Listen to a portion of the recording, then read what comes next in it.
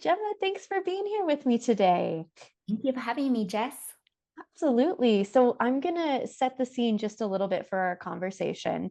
I think this is such a relevant conversation for right now because I'm seeing so many people feel the need for community and connection. And I think that's feeling important, and people are looking for a better way to access that because a lot of the ways that it has been available have they're not necessarily fulfilling what they need. So I see a lot of people kind of searching for something that makes sense. And I talked to you about this idea of coaching circles, and I loved it. So with that, will you introduce the idea of coaching circles? Yes, yes. So I learned this specific coaching circle method from the Theory U community. So for those who don't know, there is the theory is from I think the website is uschool.org, and there is a massive open online course called you theory you leading from the emerging future or something like that. So there's a very vibrant community that around theory you, and this is where I learned the coaching circle method. I really took it and run with it, and also it is a very ancient method. So Otto Scharmer was the person that's behind theory u, and he was not the person that invented it. There's a very ancient way of building community, so deep root around it. So what it is it's like a group of somewhere between 4 to 7 people, and you come together, say at the interval you agreed upon, and sometimes 4 weeks, sometimes 6 weeks, come together for 1.5 hours. Right. So and there's a written process that I can share how to run. Its other name is called case clinic. So they are synonyms to each other. So you there were two roles to play. So one is the case giver. So the case giver is the person that brings a real challenge that they are facing, right? Something that they need some help with, some to be seen, to be heard, some advice around, know how to move forward. So like you have something that you're feeling a lot of energy around. So that's the case giver. And then the rest are peer coaches. So, and the process starts as the case giver gives their case for about 15 minutes, right? So there's some prompts to help you think through how to give a case, but most case givers don't have any difficulty giving their case Mhm. if they have energy around it, Mhm. right? So then after the case is given, and the peer coaches, which is everybody else, you would ask what I would say clarifying questions, right? Questions about the case itself that you want to know that are not quite clear. I often distinguish clarifying questions from helpful questions. Helpful questions are probing questions. You want the case girl to think more, prompt them to think more, but this is not the time for it yet because you will know why, because we respect the integrity of the case as it is given. Okay. And then from there, we're gonna go to a 3 minute silence. So where we really resonate. We don't jump immediately into whatever, the knee-jerk reaction we want to jump into, but through usually then I mean all my coaching circles are virtual. So and we will turn off our camera, turn off our microphone, and we will walk around. Just let whatever we heard from the case giver echo a little bit. And then we come back, and the next step is mirroring.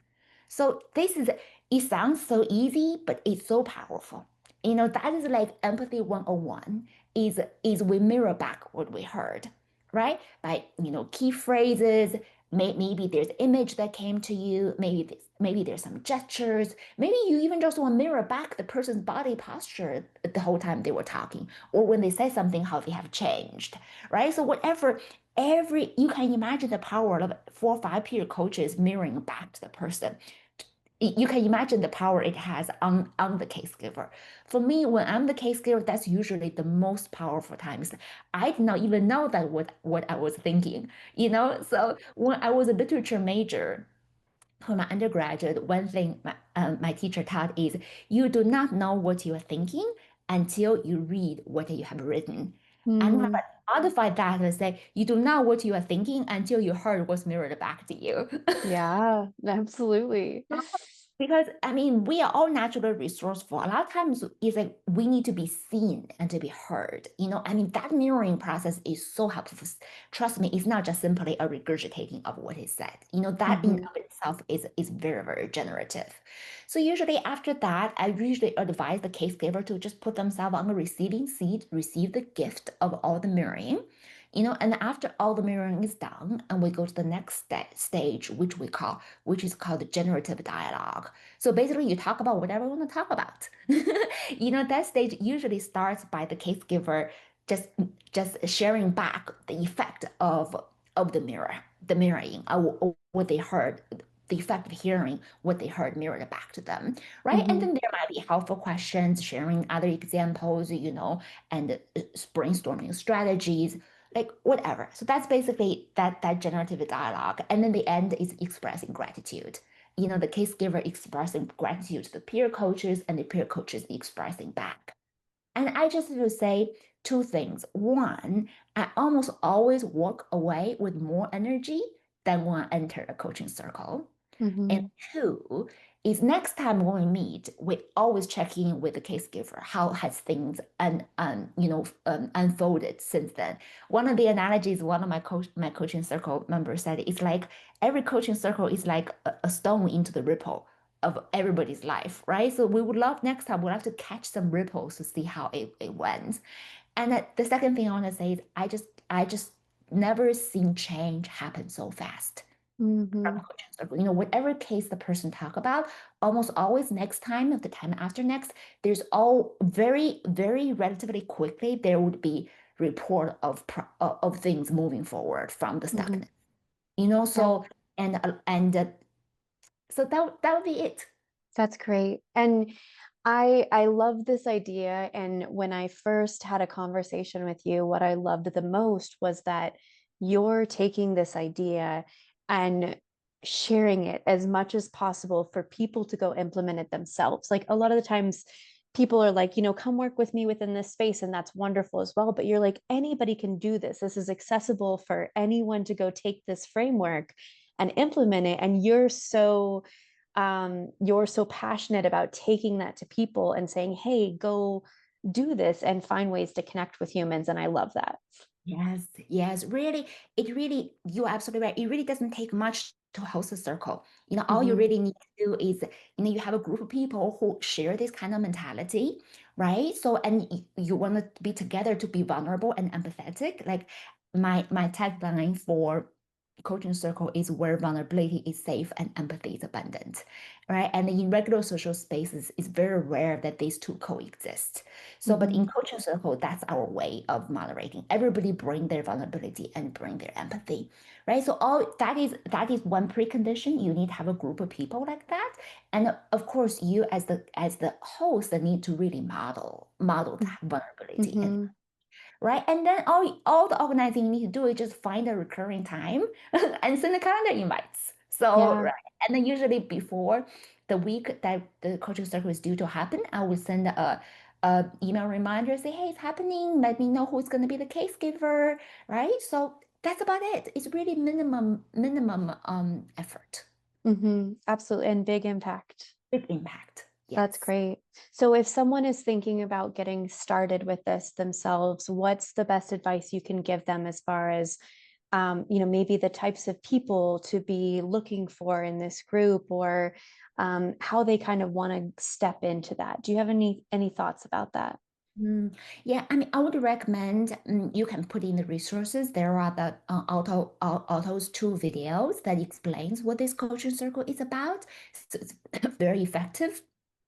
So for you to really get a deeper understanding of what that is, and then really just put your radar out and see what are the people that are seeking. Like you Mhm. said, people are seeking this kind of a community, right? So, Absolutely. so then we say, there are types of people. I mean, there are people that are not fit for coaching circle. Definitely, people who Hmm. are not giving advice, and like we're not really here to give advice. We're really Hmm. here to practice empathy and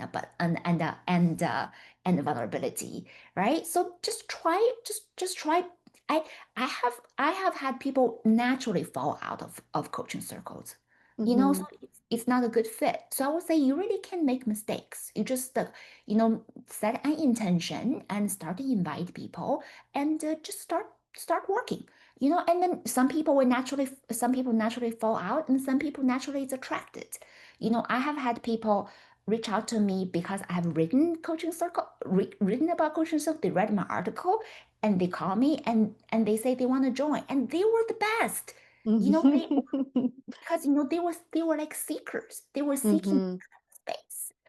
And then naturally from work, from just living my life, and then meet people, you get a sense. You get a Yeah. sense who is open to this kind of community.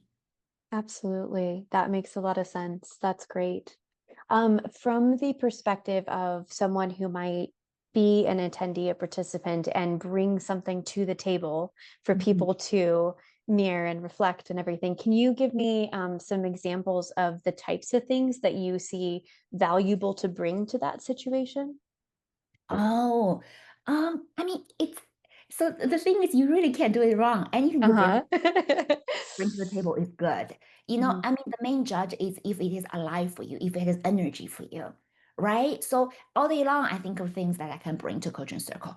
Challenges I'm facing at work, challenges I'm facing in my family, challenges, demons from my past that I'm still being haunted by, or a main progress I made, that I would like to be seen and receive confirmation, right? So major decisions, like major decisions people would like to make, need to make, they want to hear out, Yeah. or life events.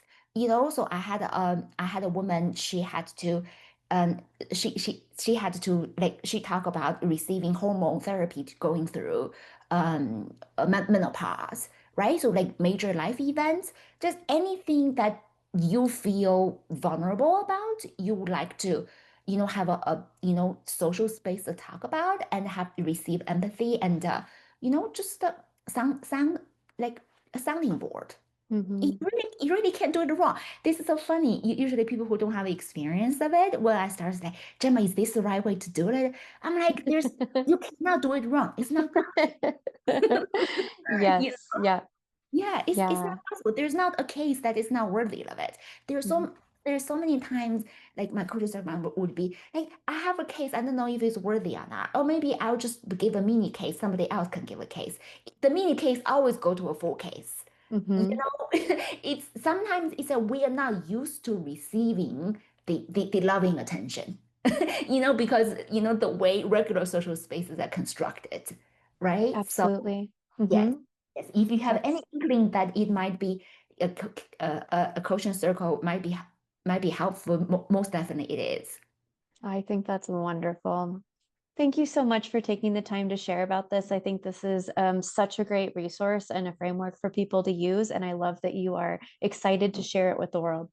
Absolutely. Yeah. If Okay. anybody has any questions, feel free to reach out. I'd love to help, especially Okay. when you start your own coaching circle. It's very rewarding, trust me. Absolutely. Okay. Thank you so much, Gemma. Thank you.